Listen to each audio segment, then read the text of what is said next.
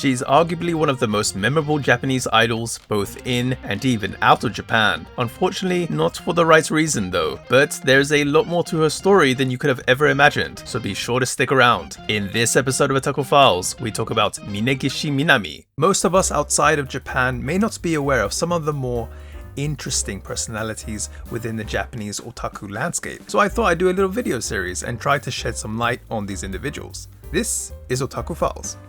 Yep, we're back for more AKB48, and this time taking a look at a former member known for, yes, a particular incident. And in all honesty, I wasn't planning to make this video for that very reason, since I already have enough people thinking I make quote-unquote the dark side of Japan type of content, whatever that means now, but I did receive a lot of requests to cover Minegishi Minami, affectionately known as Mi-chan, so here we are. With that said, the more I looked into Mi-chan's story, the more I came to understand that actually it was one of perseverance and ultimately strength, more than just what the tabloids talked about.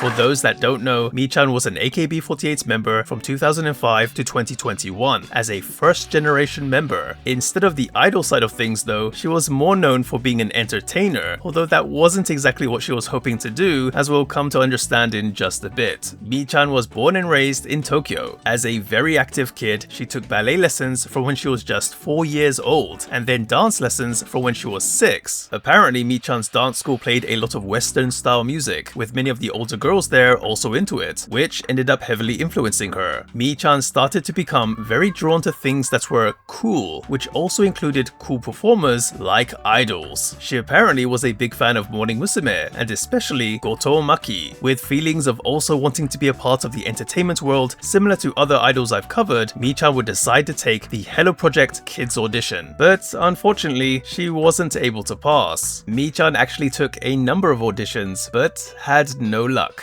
That was until Mi-chan spotted an ad in a magazine that said Akihabara 48 Projecto Shido Akihabara ni Gekijo o tsukurimasu, or in English, the Akihabara 48 project begins. I'm making a theater in Akihabara. Yep, we're talking about the beginnings of what would become one of Japan's most famous groups, AKB48. But at first, Mi-chan wasn't actually interested, thinking that this would probably be different from what she wanted to do. Surprisingly though, it would be her parents that would convince her to take that audition, because they were apparently familiar with Akimoto Yasushi, who they noticed was the producer. After failing so many auditions previously, this time Mi-chan was one of the 24 that managed to pass. That's out of nearly 8,000 applicants, by the way. She made it into AKB48. That's great, right?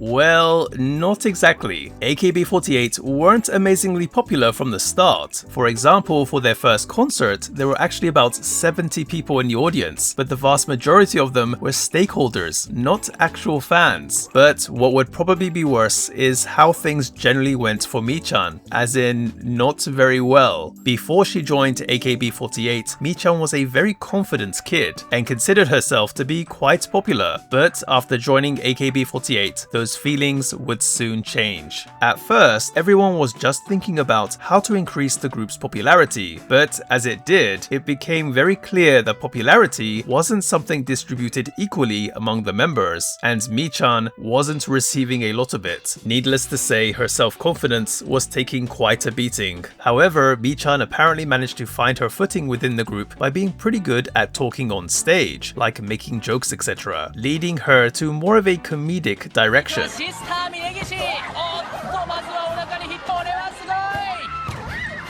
Now, related to that, when Mi-chan started to appear on TV as a result of being a part of the subunit No Sleeves, along with members Takahashi Minami and Kojima Haruna, she noticed that her treatment was a bit different compared to the others. For example, being called ugly for the sake of comedy.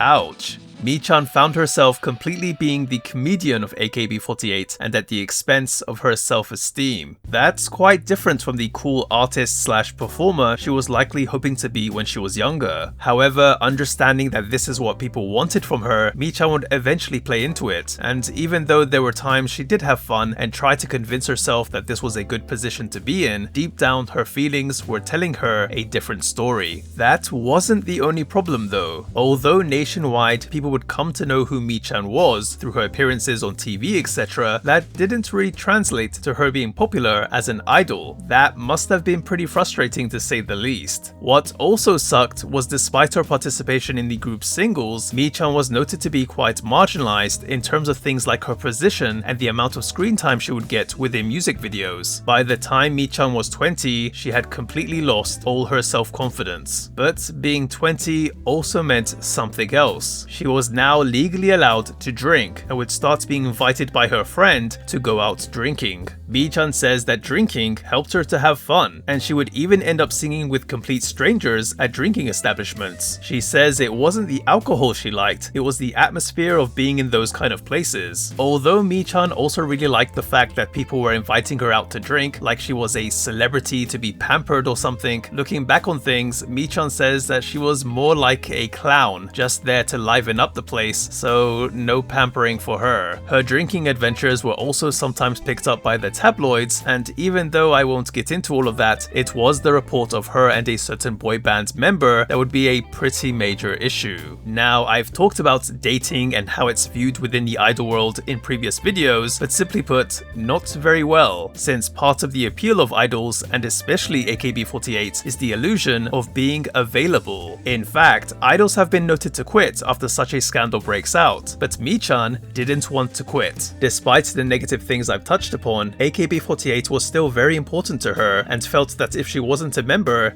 she wouldn't be anything. So Mi-chan decided to do what would end up shocking not just Japan, but the whole world. On the same day the scandal broke out, on January 31st, 2013, AKB48's official YouTube channel would post a video of Mi-chan with a shaved head crying while making an apology. Now, to be clear, Mi-chan didn't panic and rush to shave off her hair when she saw the report. In fact, she says she was quite calm about it, and even called her parents before she did it. With that said, she certainly wasn't prepared for the reaction it would receive, even being reported by international news outlets like the BBC. But it was seeing the faces of the AKB48 members in tears that came to support her that made Mi-chan realize the impact of what she had just done. Things were also pretty rough for her afterwards. Mi-chan would get demoted to Kenkyusei, aka trainee, being placed with much younger members that were just starting out, and after a period of shutting herself away, would start going back out again to drink, and pretty heavily, causing a lot of issues for her. However, the demotion would actually become a turning point for Mi-chan. Being placed in a group full of juniors must not have been easy at first, but Mi-chan became their mentor, and this period of taking these young, unpolished members and teaching them how to become idols is viewed by many as a pretty special period in Mi-chan's career. Eventually, most of these trainees would be promoted and become a part of the newly formed Team 4, and Mi-chan would become their team captain. After being able to see her juniors grow, Mi-chan eventually decided that it was time for her to move on by graduating, and until she did, Mi-chan also vowed to stop drinking, wanting to graduate looking at her best. However, her graduation plans took quite a blow thanks to COVID, and Mi-chan ended up graduating much later than expected in May 2021, but she kept her promise of not drinking and stayed sober for 539 days. That's pretty impressive. Mi-chan is now married. In fact, she got married to Tetsuya, a member of one of Japan's most famous YouTuber groups, Tokai On Air, and together they have one daughter. Mi-chan has been very open about all that's happened to her and has talked about it a number of times, but it's very clear she's moved on and very much enjoying her life. She's also still very much active in the entertainment world, doing a variety of different things, and also has her own YouTube channel. Links in the description box below as always. Anyway, that's gonna do it for this video, guys. Hope you enjoyed it. Minami Minegishi. I think some of you expected I was going to make this one, but yeah, it's a fairly well-known story, I think, even though it's been a good while now. It is often linked with the negative side of the idol world, but to have all that happen and now seeing her much happier is pretty awesome. As always, let me know your thoughts and opinions in the comment section below, along with anyone else you'd like me to cover. Stay safe out there, all the best, peace.